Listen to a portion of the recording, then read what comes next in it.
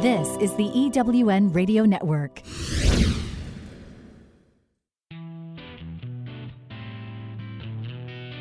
Welcome to Thriving Entrepreneur with your host, Steve Kidd, third-generation minister and business coach. Join Steve and his guests to get answers to your questions and help break through to the next level in your business. This is Steve. Welcome to Thriving Entrepreneur. Today I have some insider, super special success strategies of super achievers just for you. What if you could succeed at everything you tried to do? What would that look like in your life? For most of us, we have many things that we prioritize as being what's important to us. And the things that may be important to us aren't necessarily important to the person next to us. But the thing about it is in order for you to succeed, to achieve super success in the things that you are going after, there are some key principles that you're going to learn today that are going to help you deal with things like overwhelm, learning how to take time off in your business and still have your business grow. The thing about it is that everybody's going to make mistakes. That is not the stopper to your success. We are going to teach you today, though, how to be able to overcome, to not just succeed, to not just make it, but to be super successful through 5 success strategies that we're going to share with you today that are going to help you be a super achiever. Are you ready to be a super achiever today? I hope so. Hold on. This is going to be a fun ride for you. And when you're done, you will have the tools you need to achieve.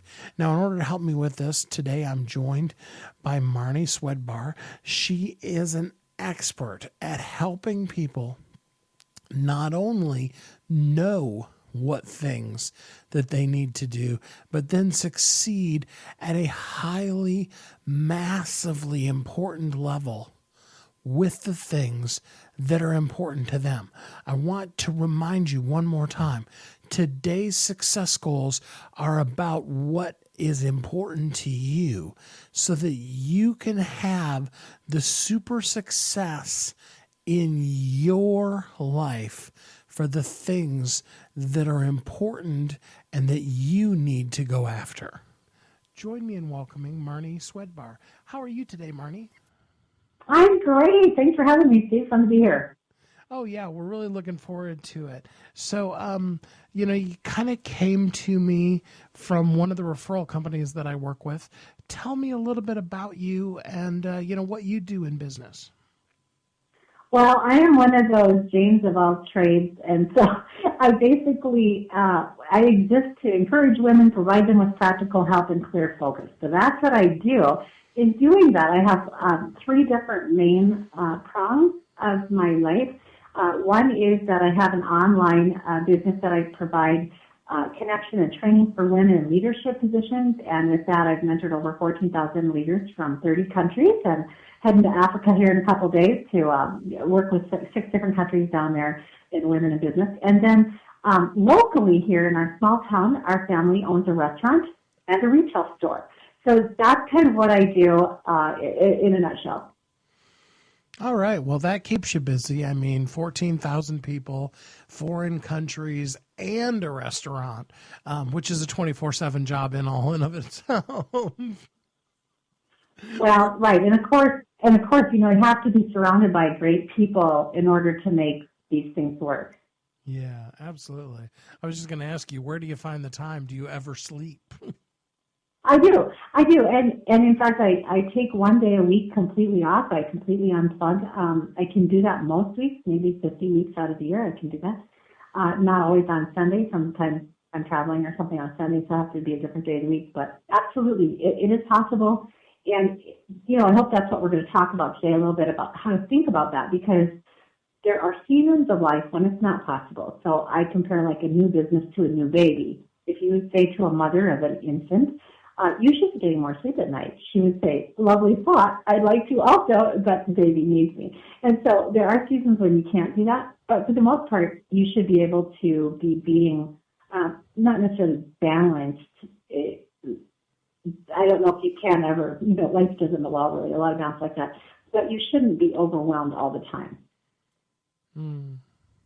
What would you say to the person? I mean, because I know there are a lot of entrepreneurs out there that they live from overwhelm to overwhelm. What would you say to them? Well, it is an addiction. So, you have to step back and say, is everything I'm doing what I need to be doing? Am I doing things that I don't need to be doing anymore? Or are the things that I'm doing that I can delegate? Or are the things that I'm doing that are just fires? A lot of entrepreneurs really never get past putting out fires. And that's really no way to live unless you're a fireman. If you're a fireman, that's what you want to do for your life. But if you're an entrepreneur, you really need to be thinking bigger than that, just going to the next fire. And so it becomes this habit. It becomes your definition of who you are, that you're the one that is always doing that. Can I give an illustration of when that was happening to me and what we did about it? Oh, yeah, absolutely. Okay, so we bought this restaurant. At the time we bought this restaurant, I had my online business that I was doing. I'd already written, I think, maybe 6 or 7 books at that time. I have 13 out now. I was homeschooling our kids, and we bought a restaurant. And I had never worked in a restaurant, not even as a waitress, but I had written a book about kitchen shortcuts and about how to manage a kitchen. And so I felt like I had, a little bit going for me there. And after about 6 weeks, it became clear that this restaurant was going to own me. and so my husband said, how's it going with the restaurant and homeschooling? And I said, well, we're either going to sell the restaurant or we're going to quit homeschooling, one of the two, but these two cannot coexist. It's just impossible. I can't do it all. And so he said, wait a second. And he said, let's look at this differently. And, that's really, Steve, when you bring in a coach or a consultant, that's honestly what they bring you. They look at your exact situation, the same scenario you've been looking at all the time and finding it hopeless, and they see it from a different perspective, and they help you see it from a different perspective. So he asked some clarifying questions. Why is it that you can't get the staff to cover the shifts? And, like this.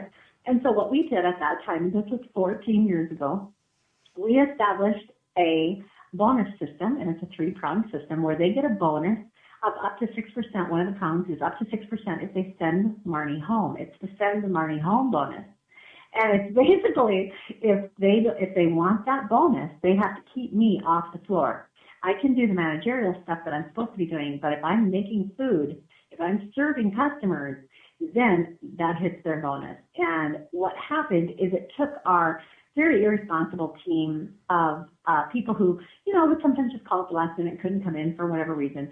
It took them to being a team of responsible players who would cover their own shift or find a sub, and they were willing to cover for each other because they knew that person would then reciprocate when they needed a cover. And so it really took us from being hopeless to being very productive, and it had side benefits beyond the fact that I was able to continue homeschooling our children. And that's really important. I love that. So it's the send Marnie home bonus. Wow. You got my mind spinning, I know, right? And honestly, we put some money behind it, and we still have that money behind it. That money's still behind it. It wouldn't need to be there anymore, but it's one of the benefits of working for us. And when you're looking at this, I talk about this in the D of the delegate. I teach the ABCs of success, and the D is delegate. And you have to decide what you're going to delegate. And typically, when you delegate, you're going to pay somebody to do that work. And so you have to build that you have to factor it into what their base pay is, factor it into what you're charging for your products or services. But if you're going to choose to delegate, you're going to have to pay something for that, typically. That makes so much sense, too, because a lot of times, we fight between that, well, I don't want to charge my customers more, and then we just never give ourselves a break to be able to, I don't know, breathe, have lunch. Oh, I tell you what, the pricing thing is so important.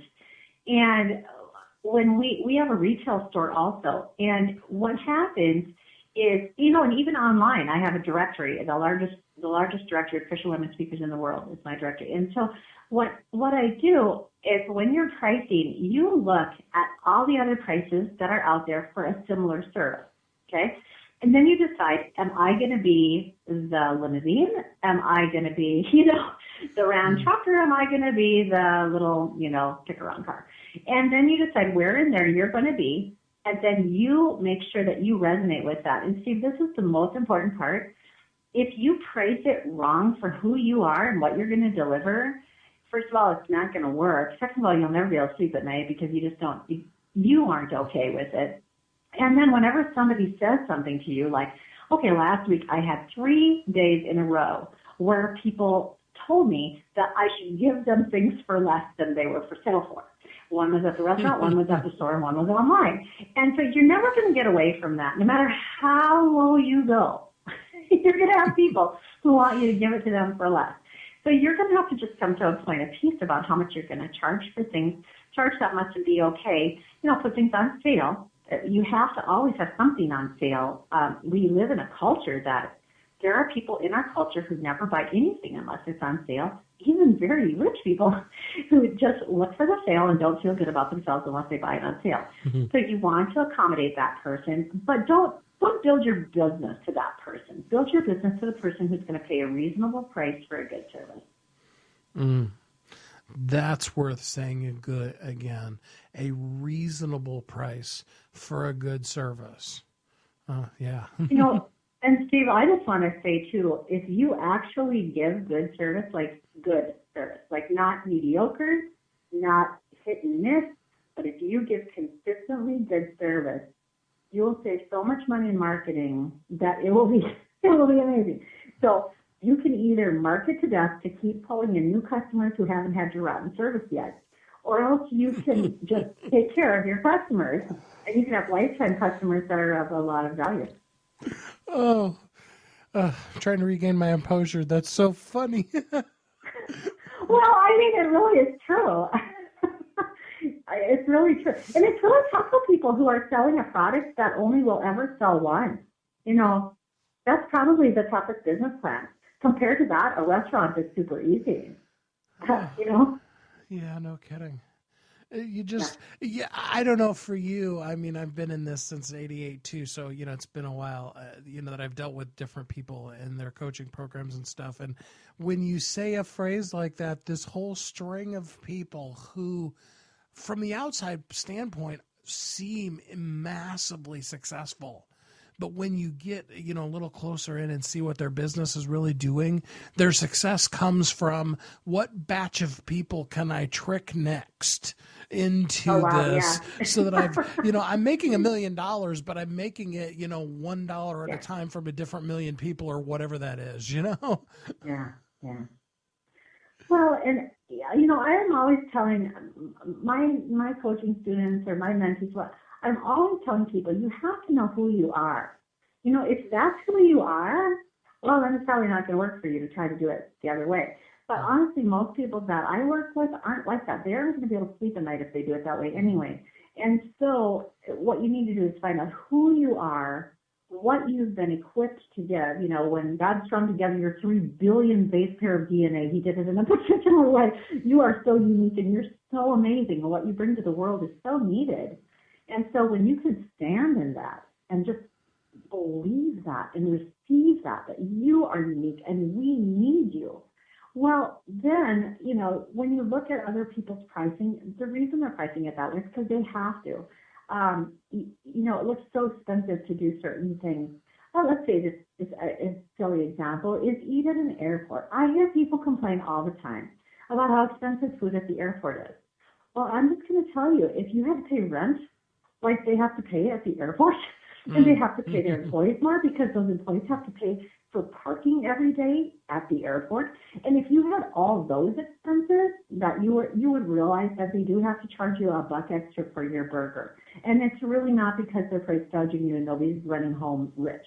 That's just the cost of doing business there. So if you can get comfortable with how much you're charging and what you're delivering, oh my goodness, you'll just have so much fun in business. And when people criticize you, you'll be okay because you've already really thought that through. I couldn't agree more. And I think it's so much fun to hear you basically say a couple of different words, but basically say the thing that I say to the listeners every single week, and that's that you're uniquely brilliant. You specifically were created for a purpose, and the world needs you. So as we go into this first commercial break, I want you to look at yourself in a mirror. Go find a mirror real quick. Look at yourself in the mirror and tell yourself, you are awesome and the world needs you. And then we'll be right back here on Thriving Entrepreneur. Hi, I'm Dr. Mesh Seibel, a leading authority on women's wellness and menopause. When my wife Sharon had her ovaries removed to prevent cancer, she was immediately thrown into early menopause. She needed estrogen to relieve her symptoms, but her doctors weren't sure if it was safe or if it would cause breast cancer. I had to know the truth. After years of research, I discovered there was an estrogen window, a window of opportunity to take estrogen that lowers disease risk and increases estrogen's effectiveness on symptoms. I realize there are millions of other women who are also confused and fearful of taking estrogen. That's why I wrote The Estrogen Window, which just hit #1 bestseller status on Amazon. Find out what women are so excited about. Order your copy now at estrogenwindowbook.com. You've heard Kathy and I talk about it. You've seen the workshops. You have watched as others of your friends have become a best-selling author. And now it's your turn. Let me ask you this. What would being a best-selling author do for your business? Over 80% of people surveyed said that they want to write a book, which means that if you're listening, you probably are one of those people. Now is your time because you have a message that needs to be shared. That message is not for you. It's not for your ego. It is because it serves other people. Kathy and I are here to help you share your unique brilliance with the world. All you need to do is go to WeHelpYouThrive.com, check us out, and find out how you can be a best-selling author today. Welcome back to Thriving Entrepreneur.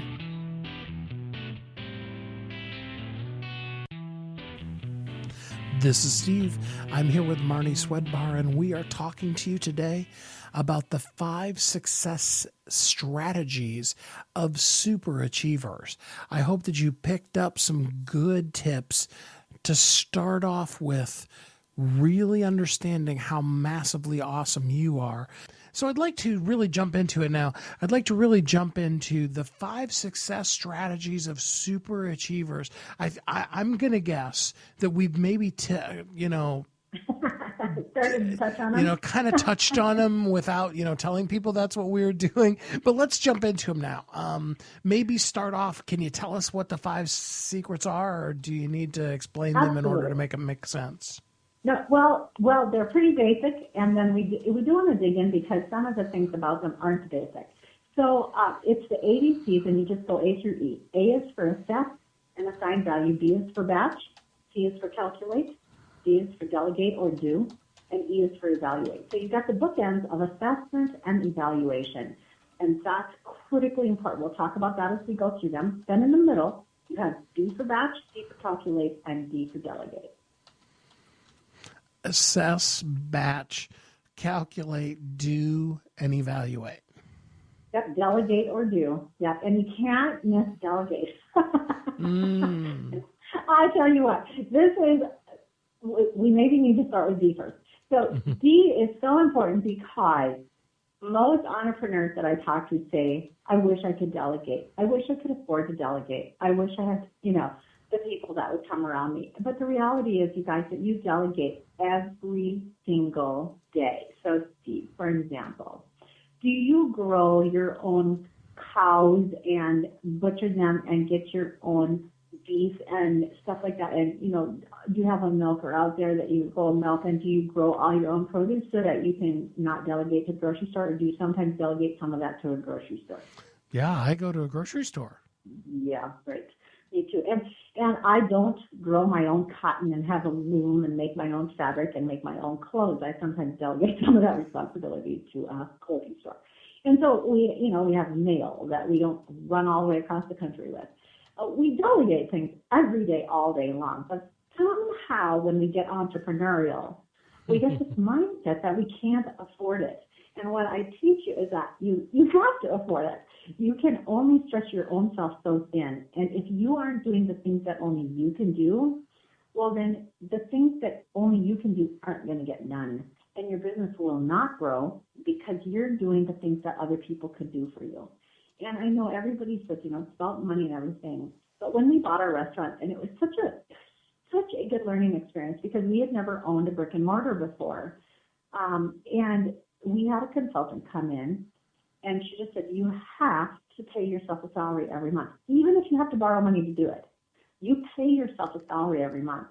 And we were like, well, isn't that the thing that you would just not do? And she said, but if you don't make a practice of doing it, it'll be years before you ever see money.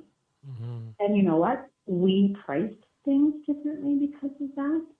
We had a higher estimate of what we needed to bring in because of that. We did ourselves differently because of that, because there had to be that salary in there. We couldn't budge on it. We had to have it in there. And because of that, we ran that business differently than we would have if we hadn't had that. Mm. I like that. And I don't want to de-emphasize any of the other 5 points, but that whole delegate and the afford part of it is so huge. I mean, what do you say to the typical, both of us work with women in business. So a lot of times these are folks that have either just left a job, and so they're feeling that giant gaping hole where their business, where their, corporate income used to be, or, they're a mom and, they see the needs of the kids all day long. Where do they come up with the money? I mean, does a person need to do like Lisa Nichols did and put away $60,000 before you start, or is there a trick? Well, it's going to depend on your business, of course, and what you delegate can be something, like for example, for me, for a while, what I could delegate to hire a homeschooled girl who was, just a young girl, and just say, if you want to come in and be a mother's helper for me, like a babysitter, really. And just come in and help with the kids and help with the cleaning for a little bit. And it wasn't very expensive, but it did free me up for a couple hours a day to do what I couldn't do without that help. And so I think that you have to look at what you have available and what you can do and can't do. And, honestly, my kids, we were just talking about this weekend. My kids are out grown now. But talking about how when I was writing one of my books, my first book, I would take them with their sleeping bags over to the church, which I had gotten permission and a key to use the computer in the office to save me. But in 1996, that was the computer that was available to me. And I would go over there in the middle of the night, and I'd have them in the nursery in their little sleeping bags, and I'd be just right across the hall in the office typing my book up until 2 or 3 in the morning. We'd go home, put them to bed. I'd get up the next day, do the day, and when they took a little nap in the afternoon, I'd take a little nap. And that's how that book got written. So you have to say, where am I? What do I have available to me? What can I move around? What can I shift around to make this work? And I know, Steve, if you've been working with women who are entrepreneurial and who are really goal getters, you're going to know that a lot of these women get up at 5 o'clock in the morning, and they run hard. And it's a long day, but they're going to make it fit because that's their passion and that's their heart. Well, and in the end, it really boils down to, two things. Kathy's always saying whatever you focus on grows. And secondarily is what's important to you. Because it's so funny. You were talking earlier about people that want to, ask for a discount on anything regardless, and yet those same people that come to you and say, I can't afford your program, or I'm going to need to wait, or those kind of things, if they're actually part of your life, you come back and you see a week, a month, whatever later, they then spent an equivalent amount of money on something else, and it's something, really impactful for their business, like a Disneyland trip or something like that. Right. Oh, absolutely. We all have these motivators inside of us, and some of them are reasonable, and some of them are completely illogical. But nevertheless, they are what are driving us forward. And so, the saying "Profit know thyself," when you see yourself behaving in a way that doesn't make any sense, you need to step back and say, "Why did I do that? Is that what I want to keep doing?" And if you can't quite find, the balance there yourself, then you need to bring in some outside help so that you can see it better and get a clear perspective about it. Well, and I'd like to dig into that just a little bit more because, Sandra Yancey was saying, last year this time when her and I were talking on the interview, and others have said, only do the things that only you can do. How does a person who is struggling identifying that, because they've done everything. I mean, let's face it, every business starts with a Jane of all trades, Yeah, right. Exactly. How do we identify that? Well, I think the way that you identify it is the creativity piece. So, for example, at my retail store, I can teach anybody to run my till, to be a checkout clerk. I can teach people how to make, we have a coffee shop, how to make espresso coffee. I can teach a barista how to do that.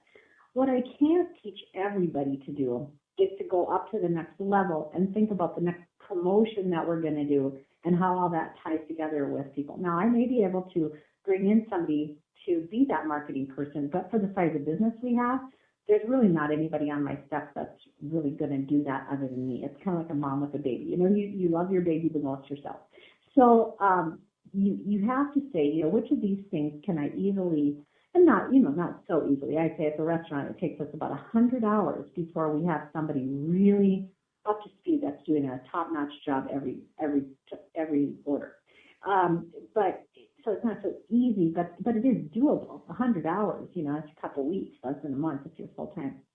So if you say, but how about now to take something to the next level and have them think creatively about my business, about what direction we can go or what projects or new things we can add. And we do pull our staff in for, ideation and things like that. But you're going to be the only one that's really going to set the direction for your business.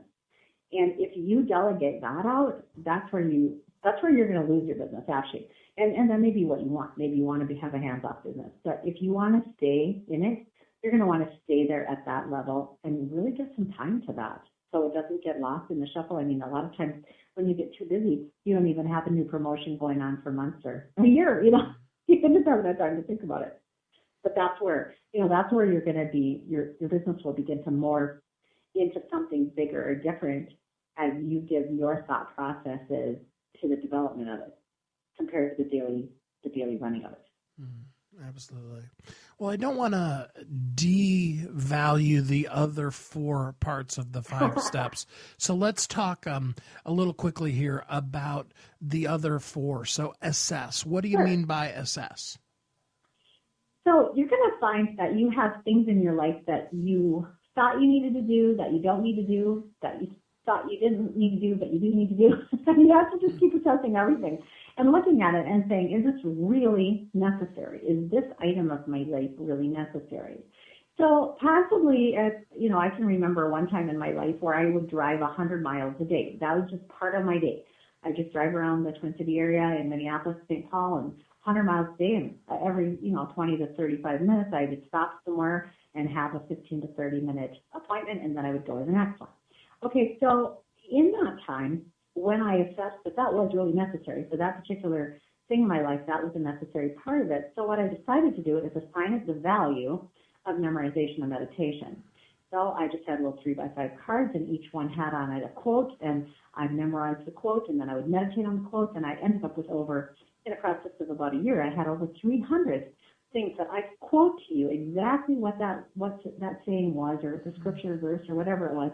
And I had thought about them deeply, and that was an amazing year of growth for me because I had assessed that I didn't need to do that much travel every day and that I could use it for value.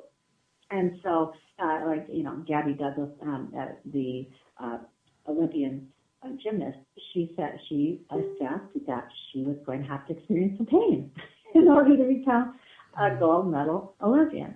And so she assessed that was necessary and assigned it value. And she would say the best days are the hardest days.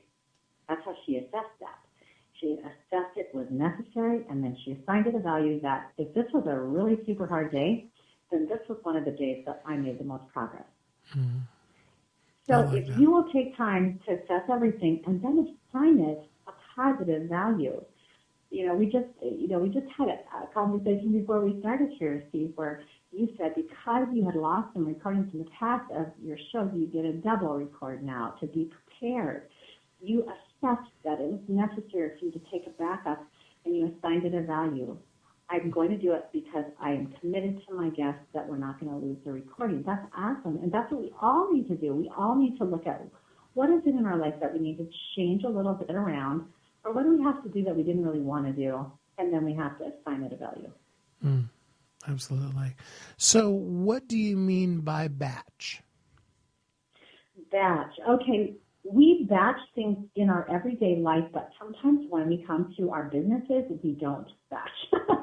So, for example, when you make a batch of chocolate chip cookies, you don't pull out all those ingredients and then make two.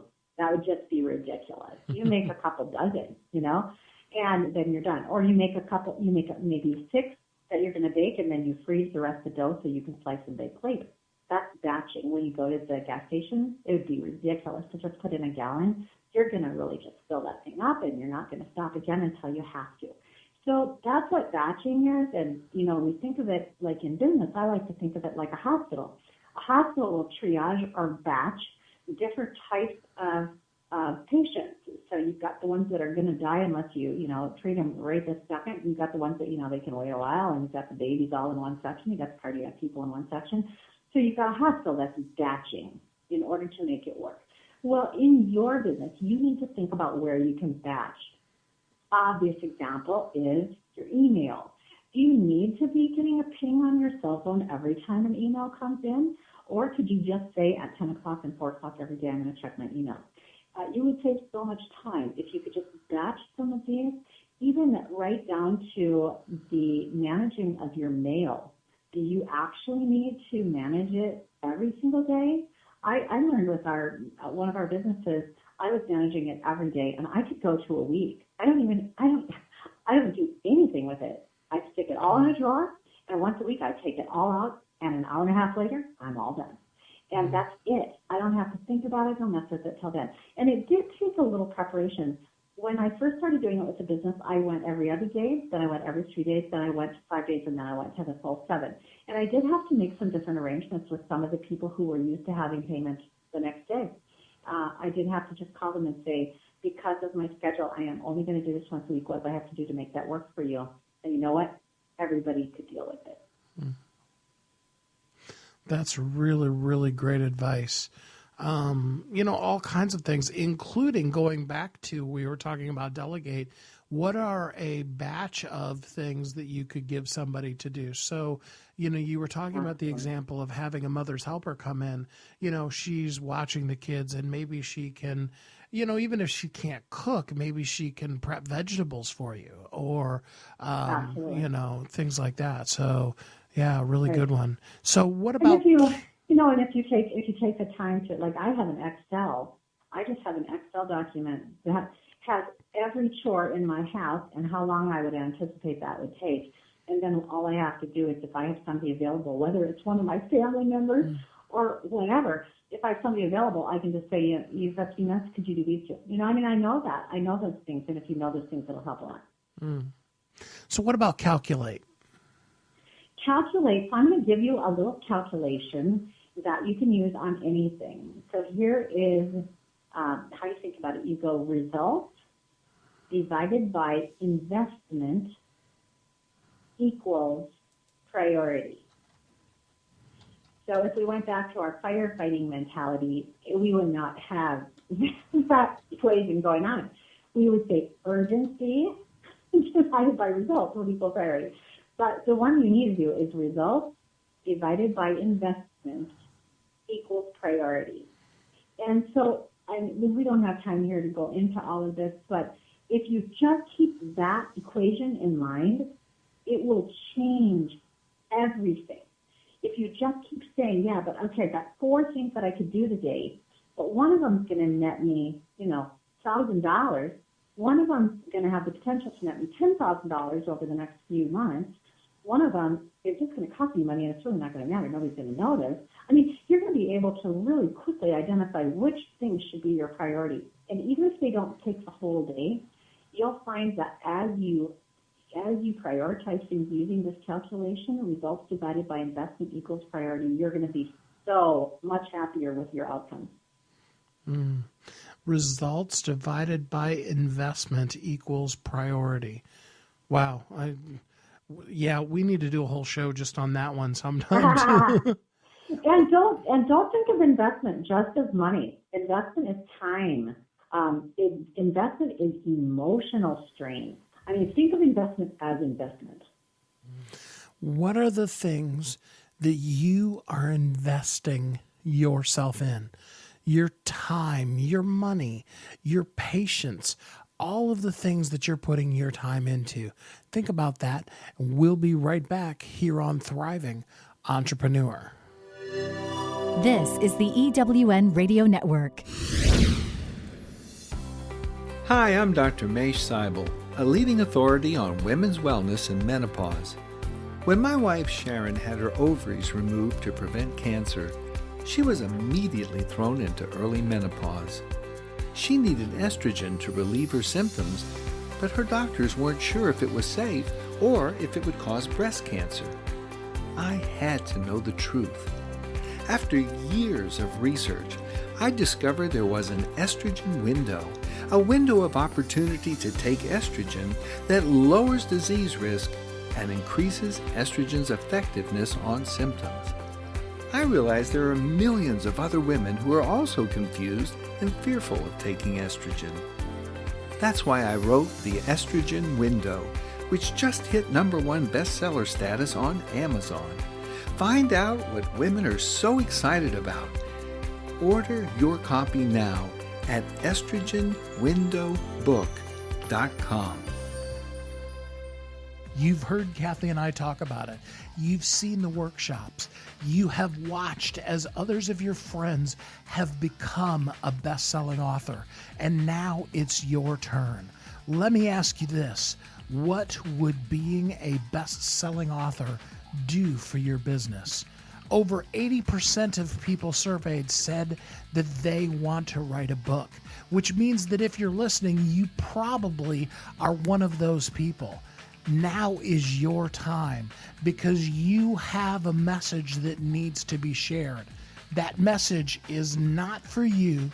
It's not for your ego. It is because it serves other people. Kathy and I are here to help you share your unique brilliance with the world. All you need to do is go to WeHelpYouThrive.com, check us out, and find out how you can be a best-selling author today. Welcome back to Thriving Entrepreneur.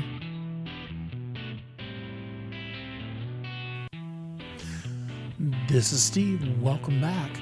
I'm here with Marnie Swedberg, and we are talking to you today about the 5 success strategies of super achievers. We want to jump right back into it and give you some more of this juicy content. Well, and so I want to cover the 5th one, evaluate, but I want to do it a little differently. Because we were talking about, number 4 is do or delegate. And I like to usually ask my guests like yourself the question, if you knew then what you know now, what would you do differently? So giving an evaluation of some of the top things you've learned over the course of the last years, what thing would you do sooner that you didn't do early on in your business? Well, I think it's kind of like parenting. There's this great book that I read when I had babies, and it was called How to Raise a Child in Your Spare Time. And it's by a pediatrician. It's old, but it's by a pediatrician. And basically his whole premise in the book was, with your first child, just pretend it's your second. Which is great and hilarious. But it's really tough to do that. When you have a new baby or a new business, you are going to have to just learn some of this stuff the hard way. You really are. There's really not going to be a way for you to just all of a sudden know everything you will know when you go on to your second child or your second endeavor. A lot of this you're just going to have to learn the hard way.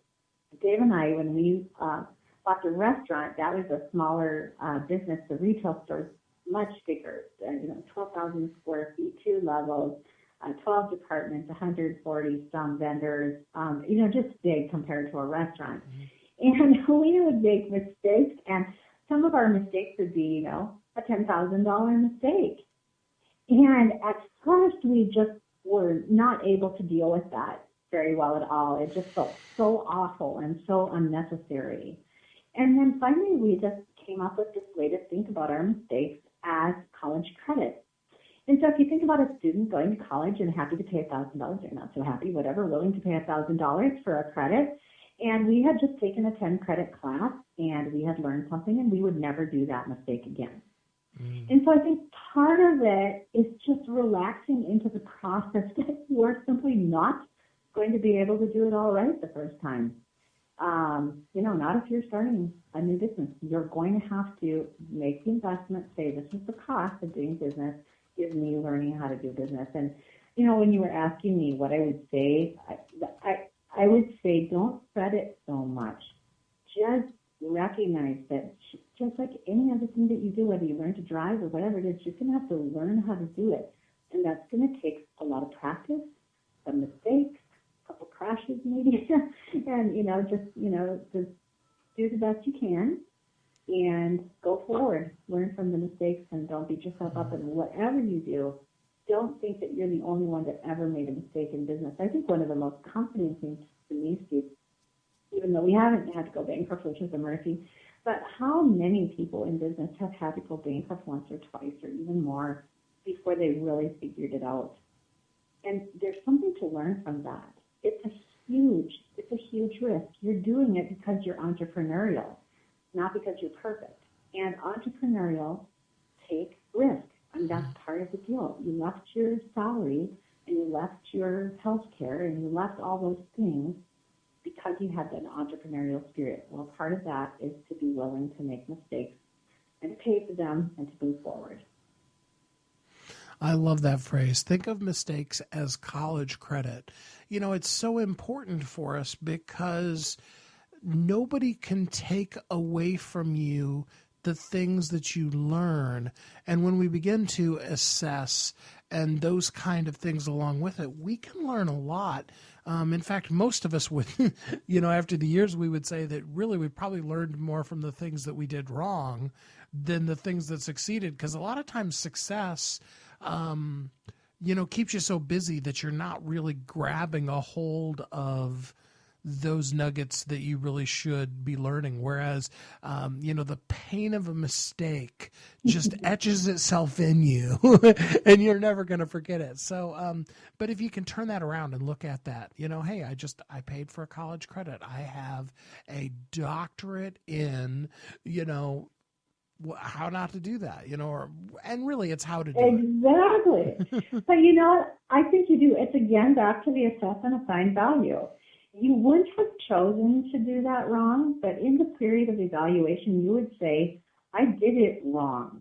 So how do I assign value to that? I say, I learned something. I will never do that same mistake again. And if I see someone about to make that mistake and I'm in a position to help, I can prevent it, from hurting them also. So I think that, there's so much value there, and the evaluation is so important. I really like the example of when President Obama first became president, and I can see now that he has expanded his wardrobe tremendously. But when he first became president, he really only had 2 colors of suits. He would either wear gray or blue. And that was it. No other choices. But, during those first years when he was learning to be president, he really didn't have the time or the energy to decide what to wear. And so what he could do is he could go in his closet and grab anything and it would match. He could just grab anything and it would match. And so I think that for a new business owner, or even now, juggling as much as I do, I simplify every way you can, and that may not be the place for you. But wherever you can, just keep evaluating, is this necessary for me? Is this something that's really important? And then when you go back and you make a mistake or you evaluate, apparently now he's evaluated that he has time to think about his wardrobe. So, okay, that's great. But whatever works and whatever season, and just remember too that things are really seasonal. Tides in, tides out. You have a season of a new business, new baby. As they grow up, guess what? People can take more responsibility and you're more free to do other things. So all of these things are important to keep in mind with the business. Absolutely. Kathy used to always say to the girls, and Maya's 17 now, so, all the kids are basically grown now, but I've heard her say to them a million times, especially the girls, because, the insight that a mom can bring to their daughter, the phrase, there are many seasons in a woman's life, and it's so true because, that season, I remember back, and like you said, Maya's 17, so it's been a long time ago, but I remember back those times when you felt like you were never going to sleep again in your life, Right. and that felt like it was permanent. You knew Absolutely. that was going to always exist. And then next thing you know, the last of the little ones is going, is starting elementary school. I remember that first day when Alex started elementary school. Alex is our youngest son. And, I remember I was walking out and I wasn't actually crying, but I was definitely, feeling emotional. And one of the parents at the door, first day of school, she looks at me and she says, "Don't worry, we'll take good care of him." And I said to her, "It's not him I'm worried about." Who's going to take care of me? Yeah. And it is so difficult when you're in a season of tight finances to ever imagine that you could have plenty again, when you're in a season of so much overwhelm, trying to learn so many things at the same time and teach other people while you're at it and hold together. There are seasons that are just really tough and other seasons that are just much easier. And I really love the phrase, I learned it first for marriage, Steve, that sometimes tides in and sometimes tides out. And, when tides out in a marriage, it feels hopeless. It feels like it's just over. It feels like there's no love left at all. And you're just out at sea and you don't even know where they are and you just can't even figure it out. And then tide comes back in and I'll get this loving feelings again and everything's going to be fine. And it's like that in all of life. It's like that in business too. It will ebb and flow and you just have to recognize, okay, just relax a little bit and try as best you can to enjoy the journey, because all you have in the end is the journey. So enjoy the journey. We're going to take another really quick commercial break here, and then we will be right back with Marnie Swedberg, the 5 success strategies of superachievers, and some ways that you can become a superachiever right here on Thriving Entrepreneur. We'll be right back. You've heard Kathy and I talk about it. You've seen the workshops. You have watched as others of your friends have become a best-selling author, and now it's your turn. Let me ask you this. What would being a best-selling author do for your business? Over 80% of people surveyed said that they want to write a book, which means that if you're listening, you probably are one of those people. Now is your time, because you have a message that needs to be shared. That message is not for you. It's not for your ego. It is because it serves other people. Kathy and I are here to help you share your unique brilliance with the world. All you need to do is go to WeHelpYouThrive.com, check us out, and find out how you can be a best-selling author today. Welcome back to Thriving Entrepreneur.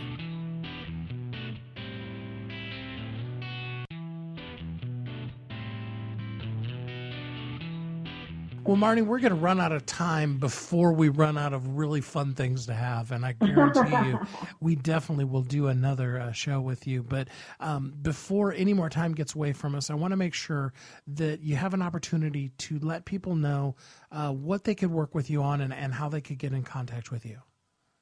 Oh, absolutely. And it's so easy. It's just my name, Marnie, MARNIE.com. And what I really love to do is I love to do a one-on-one. I don't have a big process that you go through. You can either do it for a month with a group coaching or else one-on-one per minute, just however much you need when you need it. And then I love to talk to groups either in webinars online or conferences on premise to talk to women who really have a passion and a kind of goal in mind. I call them goal getter girls. Women who really have, they have a vision. They just don't know quite how to get from here to there, or they're just maybe stuck today. And so that's who I love to work with, and it's always fun for me to work with you that way. There's also a lot of free training, and all my books over available at Marnie.com. And I love that you own Marnie.com. Isn't that funny? Yeah. Well, no, it's so awesome because back in the day, it would have been 97 or 98, we were telling people you should buy your name as a domain name. Absolutely. And of course, everybody's like, whatever. We're not even sure this internet thing's going to stick around, Right. And now you got to come up with the domain name that's like, XYZ453296, Right. and make that mean something. Yeah, that's good. I have a fun story. I have an aunt who just loves me and has invested so much in me, and she one day sent over and said, I have actually bought you your website name. My name is Marnie Joy. And she said, I bought you your website name. And I said, oh, thank you. That is so awesome. I already have Marnie. And she goes, unbelievable. You have your name. So it is. It's pretty fun to have my own name. And that was one of the things I got for my kids too, their own name. Yeah, that's very cool. So, Marnie, let's leave people with one specific thing that they could do, like right now. They could turn off the podcast and they could right now implement it. What could a person do? I'm just going to give you a phrase, and I think you should write it 100 times today and then write it at least 10 times every day going forward. There are all the resources I need to do everything I was created to do. There are all the resources I need to do everything I was created to do. So remember that you are unique. There's nobody else like you. And as soon as you really figure out what you're here to do, then there are all the resources already, just like an acorn will have all the resources needed to become a big tree. There are all the resources you need to do everything you were created to do. There are all the resources I need to do everything I was created to do. Yeah. And we're going to write that over and over until you believe it. And it might take years before you believe it because, you're sometimes short of time or support or finances or whatever, but you just know that even though you don't see it today, if you're really meant to do that, it'll be there. It'll be there when you need it. Take that in like the little engine that could, saying, I think I That's can, right. I think I can. And oh, yeah, I mean, we need to have one of those little things, like they do on cameras on some reality shows where the camera is like off of their head and up in front of them, bouncing up and down. We need that on a little tablet that just, everywhere we go in our eyesight, it just says, there are all the resources I need to do everything I was created to do. I absolutely love that. Oh, good. Any final word for the people? I'm so grateful for you spending the time with us today. Oh, this was so fun. This was so fun to be with you, Steve. You're a great interviewer, and it's just fun to share this kind of stuff. That's what I love to do. I just love to encourage people and to provide some practical help and clarify some cloudy thoughts. So that's what I love doing, and thank you for this opportunity. I'm so grateful. Thank you so much. And remember, everybody, there are all the resources I need to do everything I was created to do. And check out Marnie at Marnie.com, MARNIE.com. I'd like to take these last few moments, as always, and first of all, give a shout out to my wonderful, amazing wife. If you haven't met Kathy Kidd yet, well, you're in for a treat. You can check out some of her stuff at wehelpyouthrive.com, or even better yet, become part of the conversation. bestsellersguild.com. It's a free group. Kathy shares some of her unique brilliance every single day of every week in there. You're talking about an amazing lady who not only is my wife, but has been helping people market themselves online for almost 20 years now. So I really encourage you, take the time and go to bestsellersguild.com and check out how you can be our next best-selling author. We really are excited about the opportunity to bring you folks like Marnie and other people who are changing the world. And we know that inside of you is a message that needs to come out. I've said this before, but for those of you who haven't heard it before, I want to make sure that it gets said again. There is somebody right now that is sitting in front of a computer and they're typing into Google an answer that comes so easily to you. It's like second nature. It may even be that thing, as I've teased often, that you say so often that when you start into that conversation, your kids roll their eyes. You know what I'm talking about. That's because the core of you, the heart and the soul of you, comes out in everything you do. Often as parents, we find ourselves buying into the trap that we're not important, because the thing that comes to our mind is, I'm constantly telling the children to clean up after themselves. I'm telling the children to do their homework, those kind of typical parenting things. And we diminish our own personal value because we don't understand. There are people who that's not important to them. That's not a diss on them either. It's just simply the things that come out of our mouth is an abundance of who we are as people. We can't contain it. We can't hold it in. It just comes out because it is so intricately a part of who we are and what we believe. So I encourage you to share that message, because like I said, somebody's searching right now for that thing that you could answer with grace, with ease, no problem at all. But if you don't have that message out there for them to find, they will not find those answers. In the end, we've been talking this whole entire hour about being a super achiever, and the biggest, most incredible success that you can achieve in life is to be the best you that you can be. We've had an amazing Oprah. There are all kinds of people who have played the role that they were meant to play with grace and perfection. But what the world needs now is the world needs you. Like I'm always telling you, you are uniquely brilliant. You were created for a purpose. And I want you to know and never doubt that the world needs you. Kathy and I are here every day to help you live your life as a thriving entrepreneur. Have a great week. Thanks for listening to Thriving Entrepreneur today. If you want to get your question answered, send an email to questions@wehelpyouthrive.com. We look forward to you joining us again next time.